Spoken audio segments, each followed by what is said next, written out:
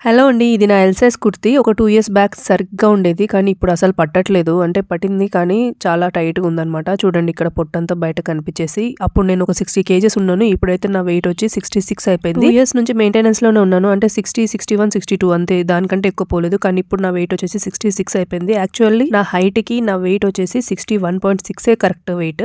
దానికంటే ఎక్కువ ఉంటే నేను ఒబీస్ కేటగిరీలో వచ్చేస్తాను. సో ఇది వచ్చేసి నేను ఒబీస్ కేటగిరీలో ఉన్నాను. అంటే కొంచెం తగ్గించాలి.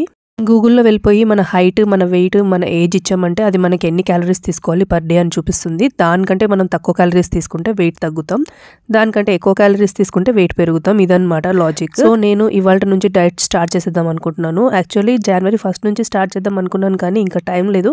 ఈ రోజే ముహూర్తం పెట్టేద్దామని స్టార్ట్ చేశాను. ఫస్ట్ వచ్చేసి నేను ఇక్కడ బ్రేక్‌ఫాస్ట్‌కి దోస తీసుకుంటున్నాను. యాక్చువల్‌గా అయితే ఎగ్ దోస తీసుకోవాలి. బట్ నేను ఇక్కడ నార్మల్ దోసనే తీసుకుంటున్నాను. ఇక్కడ టమాటో ఇంకా పల్లి చట్నీ తీసుకుంటున్నాను. లంచ్‌కి వచ్చేసి నేను ఇక్కడ ఫిష్ ఫ్రై తీసుకుంటున్నాను.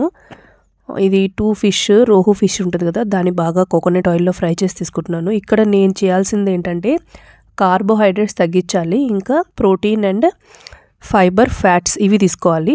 సో నేను ఇక్కడ ఓన్లీ 100 గ్రామ్స్ ఆఫ్ రైస్ తీసుకుంటున్నాను. చిన్న గిన్నెలో పప్పు తీసుకుంటున్నాను. ఇంకా ఫిష్ ఫ్రై అండి. ఇది మాత్రం చాలా అంటే చాలా బాగుండింది. అంటే రైస్లో ఫిష్ ఫ్రై పెట్టుకుని ఏదో మిస్ అయింది అనుకున్నా. ఆనియన్స్ కూడా వేసుకొని తింటే సూపర్.